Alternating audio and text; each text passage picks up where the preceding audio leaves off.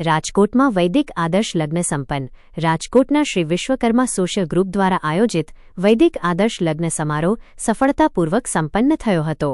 ચિરંજીવી આરતી અને ચિરંજીવી પથિકના શુભ લગ્ન શ્રી વિશ્વકર્મા પ્રભુજી મંદિર ખાતે વૈદિક વિધિ સાથે યોજાયા હતા।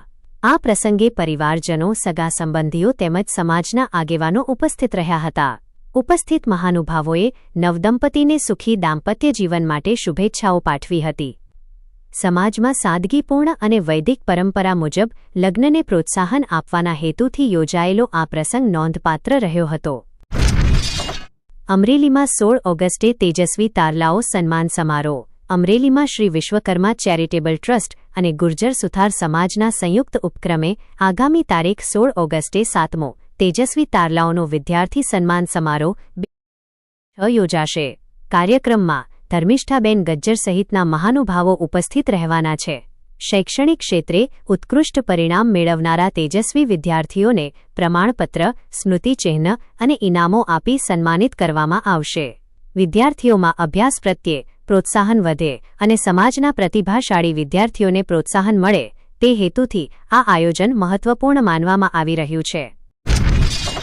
ગોવિંદભાઈ પટેલને જન્મદિવસની શુભેચ્છા। શ્રી ગુર્જર સુતાર જ્ઞાતિ રાજકોટના પ્રમુખ રસિકભાઈ બદ્રકિયા, કોર્પોરેટર માધવીબેન નીતિનભાઈ બદ્રકિયા તથા નીતિન બદ્રકિયાએ તારીખ 7 ઓગસ્ટ 2026ના રોજ પૂર્વ ધારાસભ્ય અને ગુજરાત સરકારના પૂર્વ મંત્રી ગોવિંદભાઈ પટેલને રૂબરૂ મળી જન્મદિવસની શુભેચ્છાઓ પાઠવી હતી।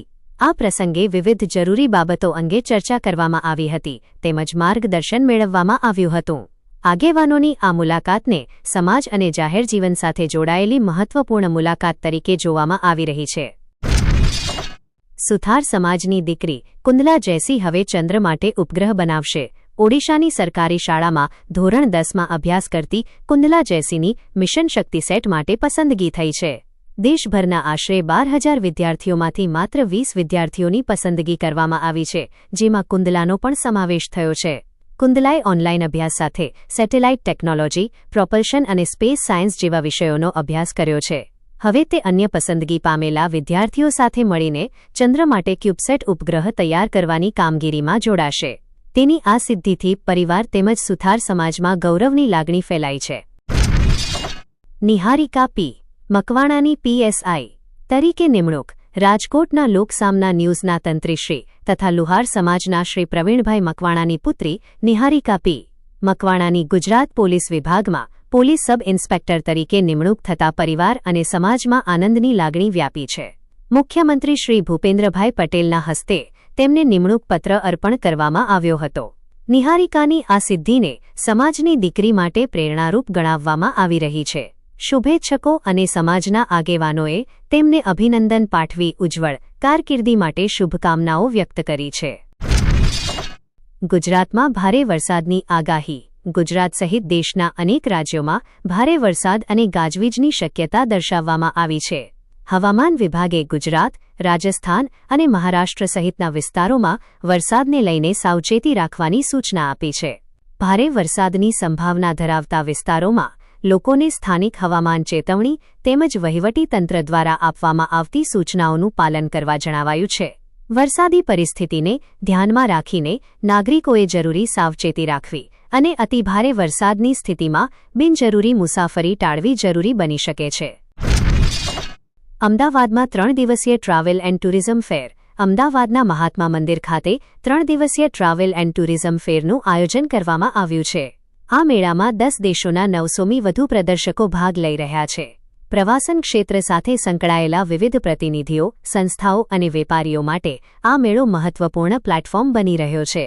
ગુજરાતમાં પ્રવાસન ક્ષેત્રને વધુ વેગ મળે તેમજ દેશ-વિદેશના પ્રવાસીઓ માટે રાજ્યના પ્રવાસન સ્થળોને વધુ પ્રોત્સાહન મળે તે દિશામાં આ આયોજન મહત્વપૂર્ણ માનવામાં આવી રહ્યું છે। વર્ષ 2026ને પ્રવાસન ક્ષેત્ર માટે મહત્વપૂર્ણ વર્ષ બનાવવાની દિશામાં પણ વિવિધ પ્રયાસો ચાલી રહ્યા છે। ગુજરાત યુનિવર્સિટીના 10 કામચલાઉ કર્મચારીઓ સસ્પેન્ડ। ભરતી પ્રક્રિયામાં કથિત અનિયમિતતાઓ અને પગાર સંબંધિત મુદ્દાઓને લઈને ગુજરાત યુનિવર્સિટીના 10 કામચલાઉ કર્મચારીઓને સસ્પેન્ડ કરવામાં આવ્યા છે। 3 સભ્યોની સમિતિ દ્વારા કરવામાં આવેલી ભલામણ બાદ આ કાર્યવાહી કરવામાં આવી હોવાનું જાણવા મળે છે। સમગ્ર મામલે વધુ તપાસ હાથ ધરવામાં આવી રહી છે। આ ઘટનાને પગલે યુનિવર્સિટીની ભરતી પ્રક્રિયામાં પારદર્શિતા અને વહીવટી કામગીરી અંગે ચર્ચા શરૂ થઈ છે.